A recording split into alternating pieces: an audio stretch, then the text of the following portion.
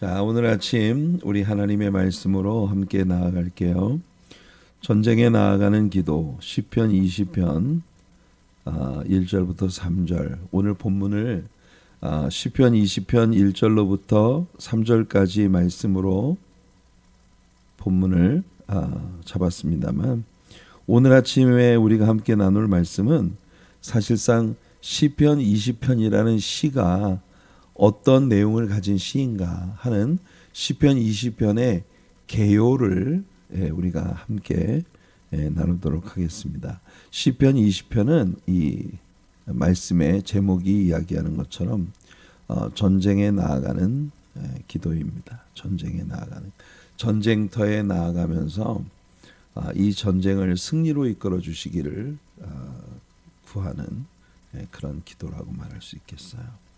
자, 오늘 편의상 시편 20편의 1절부터 3절까지 말씀만 함께 읽어보겠습니다. 이 시는 다윗의 시라고 표제가 이야기를 하고 있고, 인도자를 따라 부르는 노래, 인도자를 따라 부르는 노래라는 말은 지휘자의 지위에 맞추어서 부르도록 그렇게 편성된 찬양이다, 이렇게 말할 수 있겠어요.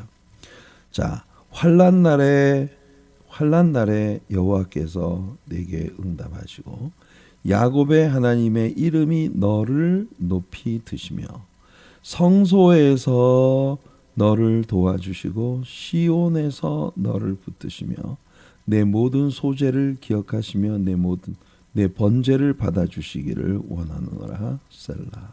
이렇게 되어 있습니다. 여기에 you 2인칭 대명사가 누구를 지칭하는 것일까? 이게 중요합니다. 환난 날에 여호와께서 내게 응답하시고 야곱의 하나님의 이름이 내게 너를 성소에서 너를 도와주시고 시온에서 너를 붙드시며 내 모든 소재를 기억하시면 내 번제를 받아주시기를 원하노라. 여기 이 2인칭 대명사가 과연 누구를 지칭하는 것인가? 자, 우선 시편 20편은요, 전쟁터에 나아가면서 이 전쟁을 승리로 이끌어 주시기를 기도하는 그런 기도입니다. 뒤에 이어지는 21편, 시편 20편의 다음에 이어지는 21편은 이 전쟁에서 승리를 주신 하나님께 드리는 기도예요. 그러니까 20편은 전쟁터에 나가며 전쟁이 시작되기 전에 부른 노래였고, 21편은 전쟁이 끝나고 난 다음에 이 전쟁을 승리로 이끌어 주신 하나님 앞에 감사의 기도를 올려드리는 그런 기도입니다. 자, 시편 20편은 세 개의 단원으로 나눌 수 있는데 1절부터 5절까지가 이 전쟁에서 백성들을 지휘하고 나아갈 왕을 위한 백성들의 기도입니다. 왕을 위한 백성들의 기도. 그리고 6절부터 8절까지는 다윗 왕이 백성들을 격려해 주는 그런 말입니다. 그 다음에 9절은 왕과 백성들이 함께 서로에게 간증하고 또 하나님께 기도하는 그런 내용으로 되어 있어요. 그러니까 우리가 1절부터 5절까지가 왕을 위한 백성들의 기도라고 이야기를 했으니까 이 기도가 하나님께서 우리의 왕에게 임하시고 왕의 기도를 들으시고 왕의 간구를 들으시고 왕의 제사를 기뻐 받으시고 우리의 왕을 사랑해 주셔서 우리 왕에게 승리를 주시옵소서. 근데 우리 중요한 게 뭐냐면 우리 왕에게 승리를 주시는 것이 바로 이스라엘 백성들에 대한, 이스라엘 국가에 대한 승리를 주시는 거거든요. 자, 이 시는요, 전쟁을 승리로 이끌어 주시기를 원하는 하나님께 대한 백성들의 기도로 시작이 되고 또 끝납니다. 보세요. 1절은 환난 날에 여호와께서 내게 응답하시고 야곱의 하나님의 이름이 너를 높이 드시며 이렇게 아까 이야기한 2인칭 대명사 이게 누구를 얘기하는 거냐? 바로 이스라엘의 왕, 이스라엘의 왕인 다윗을 위한 기도입니다. 다윗을 위해서 하나님 여호와께서 다윗에게 응답하시고 야곱의 하나님의 이름이 다윗을 높이 드시고 다윗을 인도하시고 다윗을 높이 들어주시고 성소에서 다윗을 도와주시고 시온에서 다윗을 붙드시며 다윗의 모든 소제 하나님께 드리는 모든 제사를 기뻐 받으시고 번제를 하나님께 드리는 모든 번제를 연락해 주시기를 원하노라. 그러니까 이스라엘의 왕인 다윗을 인도해 달라고 하는 그런 백성들의 기도예요. 그게 뭐냐면 이 전쟁터에서 진두지휘하며 이 싸움을 싸워 나가는 우리 왕을 하나님께서 축복해 주셔서 우리 왕을 통해서 우리 민족의 승리를 주시옵소서 이런 기도입니다. 9절 말씀 오늘 시편 20편의 마지막 절인 9절 말씀 보면 여호와여 왕을 구원하소서 우리가 부를 때에 우리에게 응답하소서 이스라엘 백성들에게 응답을 주시고 또 이스라엘 백성들의 왕을 구원해 달라고 하는 이런 기도가 드려지고 있습니다. 그래서 동일하게 이 시는 이 전쟁에서 승리를 주시기를 바라는 백성들의 기도로 시작되고 또 끝나는 그런 기도입니다. 자, 여기서 이스라엘 백성들이 1절부터 5절까지 백성들이 이 전쟁을 위해 올려드리는 기도를 보면 백성들이 당시의 왕을 즉 그들의 리더를 굉장히 사랑하고 리더를 굉장히 소중히 여기는 그런 백성들의 마음이 느껴집니다. 이스라엘의 지도자로서의 다윗을 이스라엘 백성들이 굉장히 아끼고 하나님 앞에 엎드릴 때마다 그 다윗을 위해서 정말 진정으로 하나님이 다윗을 늘 바라보시고 다윗을 축복하시고 다윗을 높이 드시고 다윗에게 전쟁의 승리를 주시고 다윗에게 은혜를 베풀어 주고 다윗이 하나님 앞에 예배하고 제사하고 기도할 때마다 하나님께서 그 기도와 제사를 연락해 주시기를 바라는 그런 간절함, 즉 자신의 리더인 왕을 굉장히 애틋하게 생각하는 백성들의 마음이 엿보이는 그런 기도입니다. 1절부터 5절까지가 자, 이 기도를 보면 그 시대의 이스라엘 백성들이 그들의 왕을 어떻게 생각하고 있었는가 하는 것이 아주 잘 반영되어 있어요.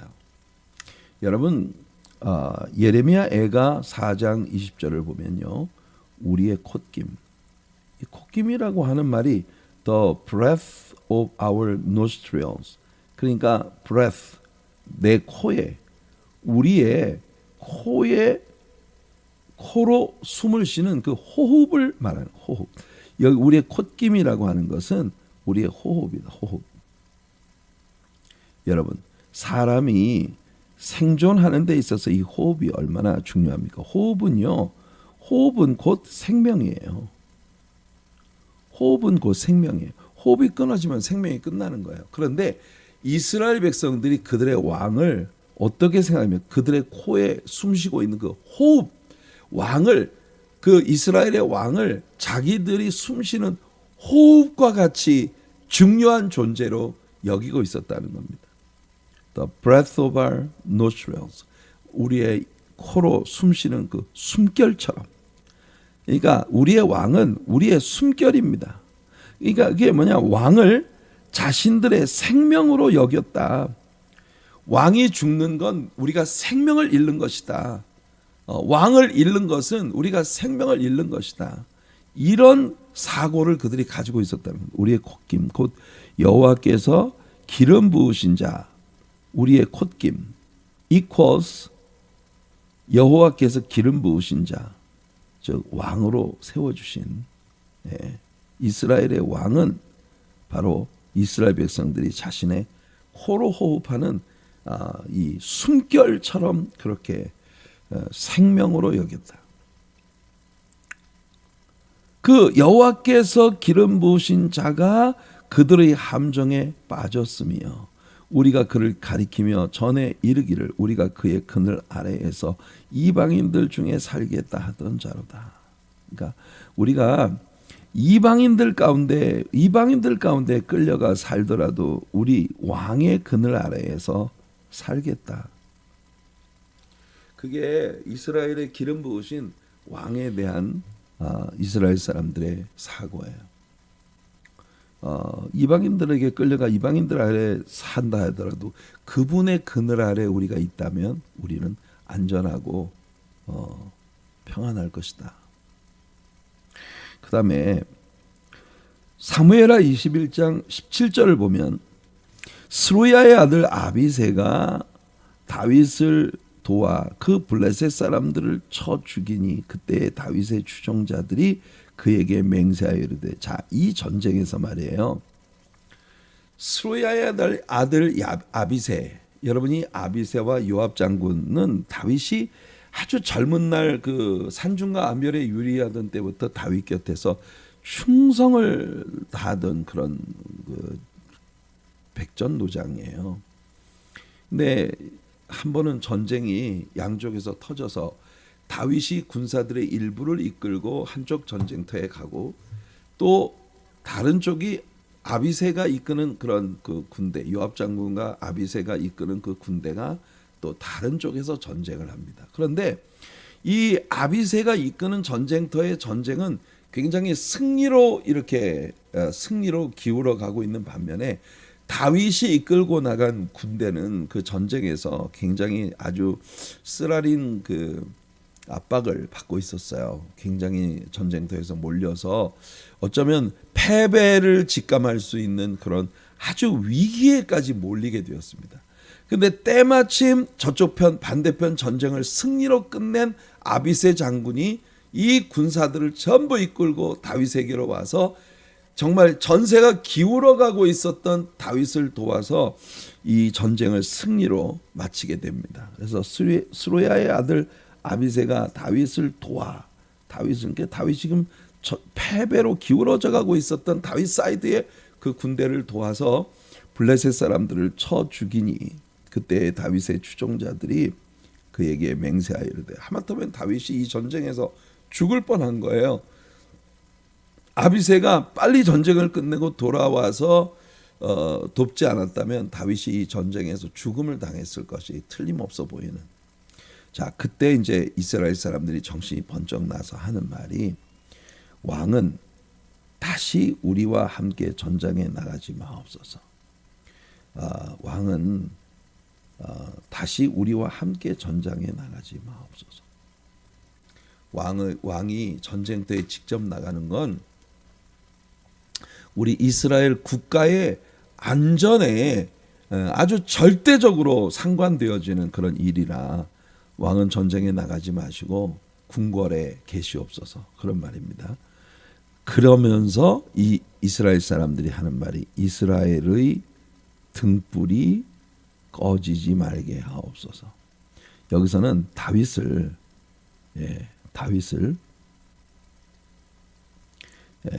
이스라엘의 등불이라고 부르고 있네요. 이스라엘 비추는 등불이다. 여러분들은 이게 옛날 왕정국가 시대의 신하들이 그 왕에 대해서 아첨하는 그런 모습으로 이 본문을 보시나요? 제가 볼 땐 그렇지 않습니다. 자기들의 지도자를 소중히 여기고 축복하고 그 지도자에게 순복하는 태도를 취하는 것이 국가의 안전과 부흥을 위해 정말 절대적으로 필요한 그런 부분이라. 아까는 이스라엘 백성들이 그들의 왕을 그들의 코로 숨쉬는 호흡, 생명과 직결되어져 있는 호흡이라고 묘사를 했던가 하면, 여기는 지금 이스라엘의 왕을 이스라엘의 등불이라고 묘사를 하고 있어요. 자기들의 리더를 잃어버리는 건 이스라엘의 등불이 꺼지는 것이다, 이렇게 얘기하고 있는 겁니다. 그러니 이스라엘 사람들이 그들의 왕, 그들의 지도자를 이렇게 소중히 여김으로 당연히 이스라엘 대적들은, 이스라엘의 원수들은 전쟁이 일어나면요 모든 힘을 왕을 죽이는 데 집중시키고 있어요. 그러니까 이스라엘의 왕은 주변에 있는 이스라엘의 대적들의 나라에 아주 공개적인 타겟이다, 이렇게 말할 수 있는 거예요. 열왕기상 22장 31절을 보면 아람 왕이, 시리아 왕이 그의 병거의 지휘관 32명에게 명령하여 이르기를 너희는 작은 자나 큰 자와 더불어 싸우지 말고, 그러니까 이스라엘 군대에 어떤 큰 자나 작은 자나 약한 자나 강한 자나 이스라엘 군대 중에 누구와도 싸우지 말고 오직 이스라엘 왕과 싸우라. 그러니까 너희들의 타겟은 이스라엘의 왕이야. 이스라엘의 왕만 죽이면 돼. 그러니까 이스라엘의 왕은요 원수 대적들에게 항상 타겟이 되어지는, 이 원수들은 항상 리더를 타겟으로 공격을 한다는 것을 이 일련의 말씀들이 보여주는 겁니다. 그래서 우리는요 한 공동체가 정말 건강하게 서려면 그 리더를 위해서 항상 기도하고 지원하고 그 리더가 리더의 사명을 감당할 수 있도록 아낌없이 서포트하는 그런 백성들의 공동체가 돼야 된다. 그렇게 될 때 그 공동체는요 굉장히 건강하고 안전하고 그리고 부흥하는 공동체가 될 수 있다는 겁니다. 그러니까 지도자를 업신여기고 지도자를 마구 짓밟고 지도자를 그냥 항상 힘들게 하는 이런 공동체는요 그 공동체가 제대로 설 수가 없어요. 그래서 이스라엘 대적들은 전부 왕을 타겟으로 삼지만 모든 백성들이 그 왕을 아끼고 귀히 여기고 지키고, 그래서 전쟁을 앞두고 나아가면서 우리의 왕을 지켜주시옵소서, 이게 이스라엘 백성들의 기도였다는 거예요.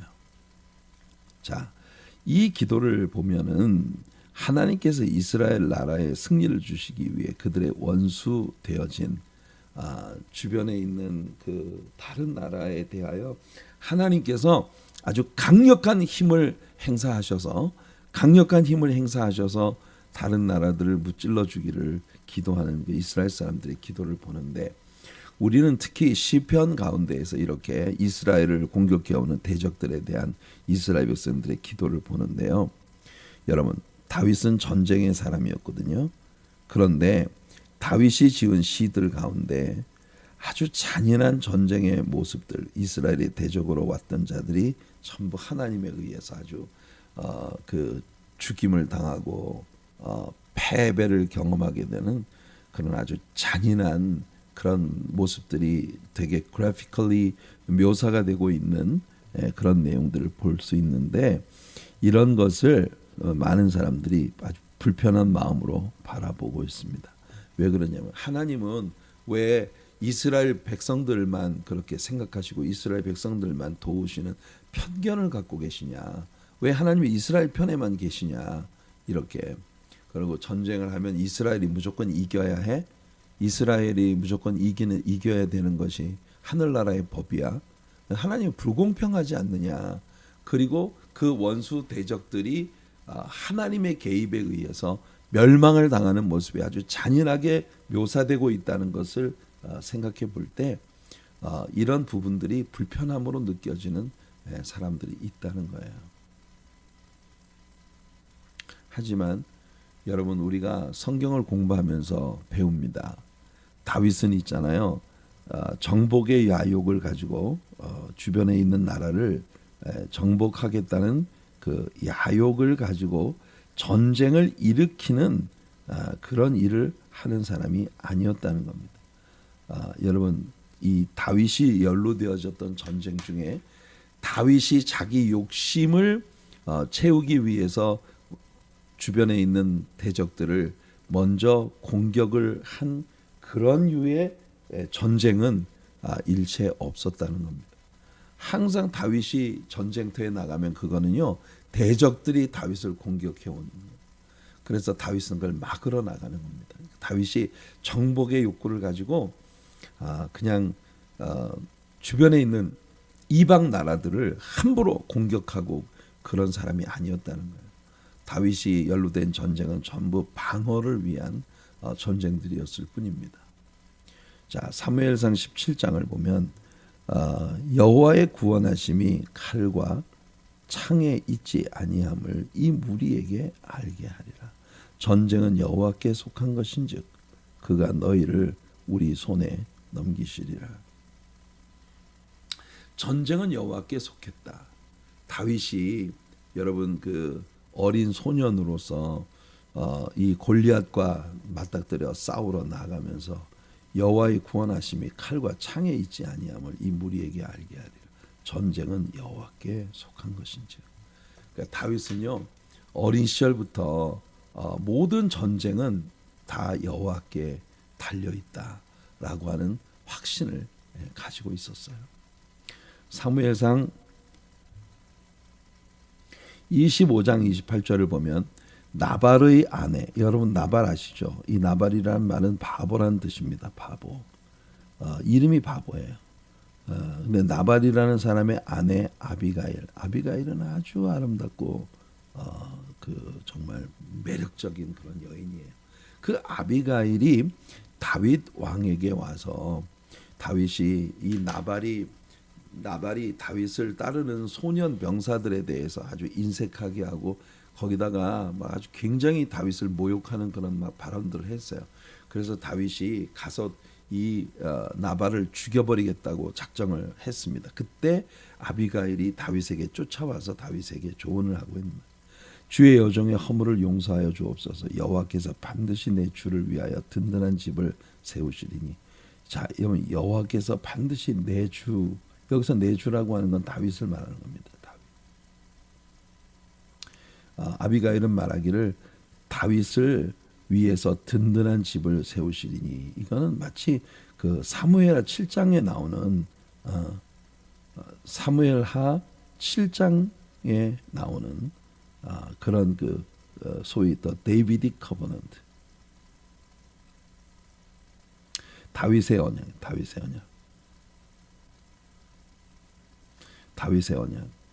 이게 사무엘하 7장에 나오는 다윗의 언약을 다 알고 있는 사람처럼 아비가일이 말을 해요. 이때는 아직까지 다윗이 그 언약을 하나님께 받은 때가 아니었거든요. 그런데 아비가일은 마치 하나님의 다윗에 대한 언약을 알고 이야기하는 것처럼 그렇게 말을 합니다. 하나님께서 내 주를 위해 든든한 집을 세우시리니 이는 내 주께서 여호와의 싸움을 싸우십니다. 이게 다윗이 치러야 되는 모든 전쟁은 사실은 하나님의 이름으로 하나님의 영광을 위해 하나님께서 친히 이끄시는 그런 전쟁을 하는 사람이라는 걸 이 아비가일이 이야기하고 있는 거예요. 그러니까 아비가일이 굉장히 안목이 있는 사람입니다. 내 주의 일생에 내 주에게서 악한 일을 찾을 수 없음이니이다. 다윗은 자신이 가지고 있는 힘을 가지고 남을 짓밟아서 남의 것을 빼앗고 뭐 이런 식의 정복 전쟁을 하는 사람이 아니었다는 거예요. 다윗은 그가 어딘가에 싸움을 하러 나가면 그 전쟁은 다 여호와께 속한 전쟁이고 여호와 하나님의 영광을 위한 전쟁이었다. 이게 다윗이 가지고 있는 기본적인 개념이에요. 이게 나발의 아내였던 아비가일이 다윗에게 조언하는 언어 속에 담겨 있는 말입니다. 정말 놀랍지 않습니까, 여러분? 역대하 20장 15절을 보면 야시엘이 이르되 온 유다와 예루살렘 주민과 여호사밧 왕이여. 이 여호사밧 임금의 때에는 여러분 모압과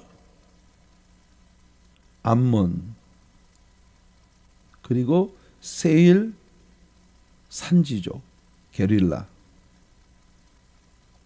혹은 마온 족속이라고 불리워지는 마온 족속이라고 불리워지는 이 모압과 암몬과 마온 족속 혹은 세일 산지족이라 일컬어지는 이 사람들이 연합 군대를 형성을 해가지고 이스라엘을 공격해 왔을 때입니다.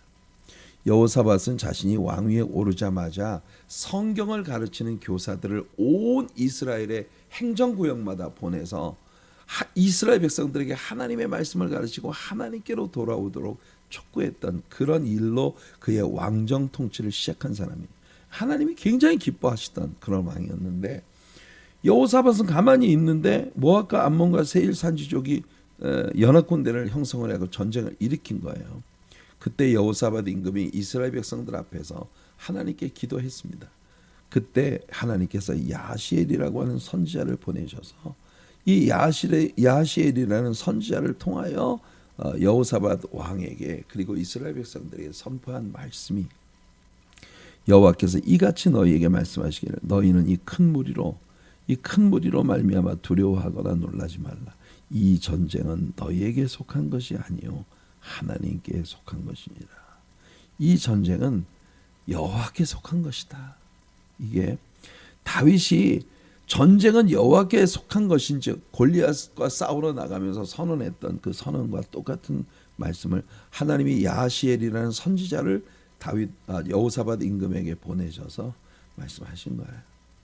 그리고 결국 하나님이 선포하신 것처럼 하나님의 전쟁이 어떻게 끝났습니까? 여러분 우리가 배웠지 않습니까? 여러분 이 마온 족속, 세일 산족 이 사람들은 산지 게릴라 전쟁에 아주 능한 사람들이었는데 모압과 암몬이 서로 힘을 합쳐가지고 마온 족속을 쳤어요. 마온 죽었어요. 마온 족속이 죽고 나니까 이 전쟁의 승자가 2명이 된다는 것은 안 된다. 둘 중에 하나가 차지해야 된다. 그래서 모압과 암몬이 서로 싸워가지고 자기들끼리 연합군대를 형성하고 온 사람들이 주력 부대가 자기들끼리 싸워가지고 서로 다 죽였어요. 그래서 결국 여호사밧 임금이 기도가 끝나고 전쟁터에 나가서 각기 배치된 자리에 서라. 나가 보니까 이 자기들끼리 치고받고 했고 다 죽은 거예요. 그래서 하나님이 이스라엘 나라에 큰 승리를 주셨던 것을 이야기하고 있는 부분입니다. 하나님은요 다윗에게 아까 말씀드린 사무엘하 7장에 나오는 The Davidic Covenant 다윗의 언약을 주실 때 그 언약 속에서 전에 내가 사사에게 명령하여 내 백성 이스라엘을 다스리던 때와 같이 아니하게 하고 너를 모든 원수에게서 벗어나 너를 모든 원수에게서 벗어나. 와, 이건 제 말씀만 들어도 너무 따사롭게 느껴져요. 여러분 하나님께서 다윗 왕에게 너를 모든 원수로부터 벗어나 편히 쉬게 하리라.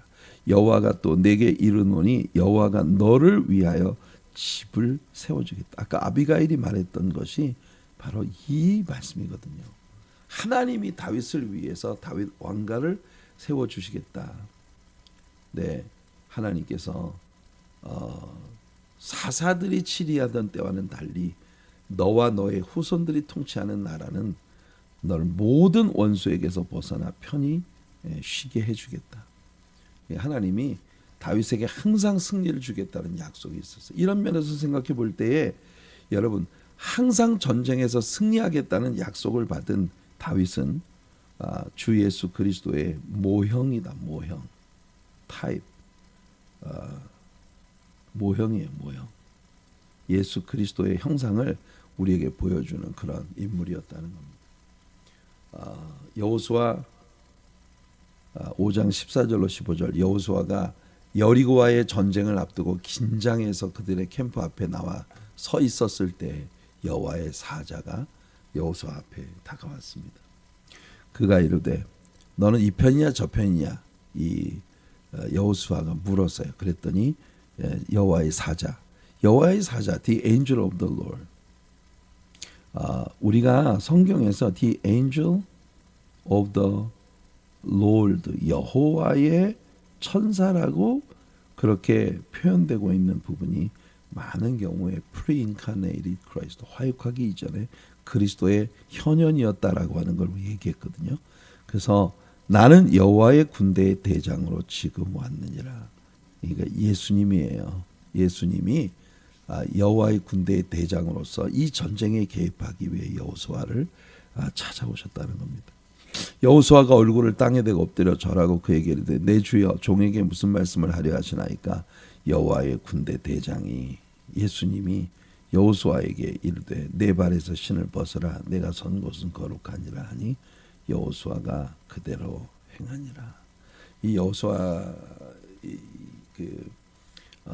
여호수아가 하나님께서 주신 언약을 믿고 믿음으로 행하고 있는 그런 모습을 우리 여기서 보여주고 있는 것입니다. 그러니까 다윗이라는 사람은요 하나님께서 승리를 약속해 주신 그런 인물이에요. 예수 그리스도가 그의 삶에 있어 전체에 있어서 그를 보내신 아버지께 순종하셨듯이 성경 가운데 이스라엘의 리더들이 하나님께 순종하면 그들은 다 이겼어요. 근데 하나님께 불순종하면 다 패전했어요. 그래서 여러분 우리 크리스천들에게 있어서 크리스천들에게 다가오는 모든 싸움의 궁극적인 승리의 비결은 뭐냐? 순종입니다. 하나님께 순종하는 게 승리의 비결. 순종이 승리의 비결이에요. 시편 45편에서 여러분 우리는 예수님의 재림의 광경이 담긴 예언을 봅니다. 용사여 칼을 허리에 차고 왕의 영화와 위엄을 예수님이 이 땅에 아기로 오셨을 때에는요 말구유 위에서 어떠한 무장이나 뭐 어떤 것도 가지지 못한 채 정말 말구유에서 탄생하신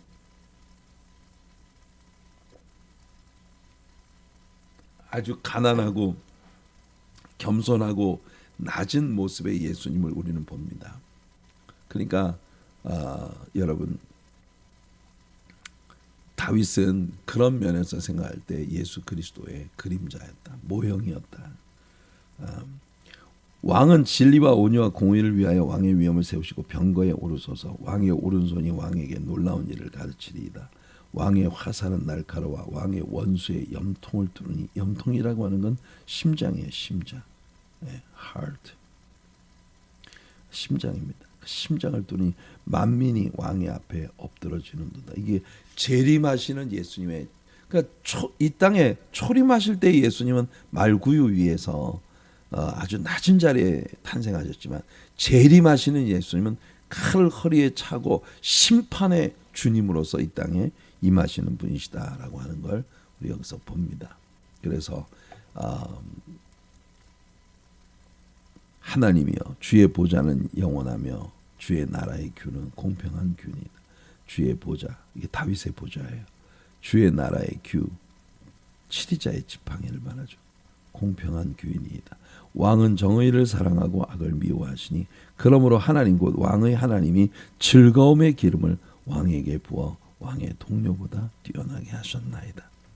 재림하시는 예수님에 대한 예언 가운데에서 시편 기자는 이렇게 예수님이 완전 전쟁에 승리하시는 전쟁의 장군으로 오실 것을 묘사하고 있었던 것입니다. 마치 이 땅에서 의사들이 질병과 인류의 죽음과 맞서 싸우듯이 우리 주님도 죄와 악 그리고 사망의 원수와 더불어 싸우시는 분이세요. 그래서 우리 주님께서 죄와 악에 대한 전쟁의 대가를 친히 지불하신 것이 바로 십자가였던 것입니다. 십자가에 못 박혀 죽으시면서 우리의 삶에 영원한 승리를 가져다 주신 예수 그리스도 그분이 우리의 희망입니다. 시편 20편은 그렇게 전쟁터에 나가면서 이 전쟁에 지휘하는 왕에게 복을 주시옵소서라고 백성들이 기도하고 있고 그 다윗 왕의 모습은 이 시에서 묘사되고 있는 다윗 왕의 모습은 우리의 구주 예수 그리스도의 모습을 모형적인 그림으로 보여주는 그런 모습으로 나타나고 있다는 겁니다. 그래서 우리가 내일부터 한 3일 동안에 걸쳐서 이 시편 20편을 공부할 거예요. 오늘까지 포함하면 4일 동안에 걸쳐서 우리가 한번 말씀을 나누면서 예수 그리스도 우리의 구주가 되시는 그 주님에 대한 것들을 더 깊이 우리가 터치하도록 하겠습니다. 오늘은 사사기 6장 12절 여호와의 사자가 기드온에게 나타나 이르되 큰 용사여 여호와께서 너와 함께 계시도다. 여러분 이 말씀이 지닌 보편적 진리 큰 용사여 우리는 큰 자들이 아니에요. 우린 작은 자들입니다. 하지만 여호와께서 너와 함께 계시도다. 이것이 우리를 큰 용사가 되게 만드는 비결이다. 성도 여러분, 여러분의 생의 모든 국면 가운데 함께 하시는 예수님으로 말미암아 여러분들이 여호와 하나님께서 너와 함께 하심으로써 기드온에게 평화를 주고 그리고 기드온을 전쟁에서 승리로 이끌게 하는 그런 역사를 하시리라는 약속의 말씀처럼 여호와의 사자 예수님이 여러분과 늘 함께 하시는 여러분들의 생애가 되어 여러분의 생애 속에 부딪혀오는 모든 종류의 싸움들 가운데 언제나 나가는 곳마다 승리를 거두는 우리 성도님들의 삶이 되기를 예수님의 이름으로 축복해 드립니다.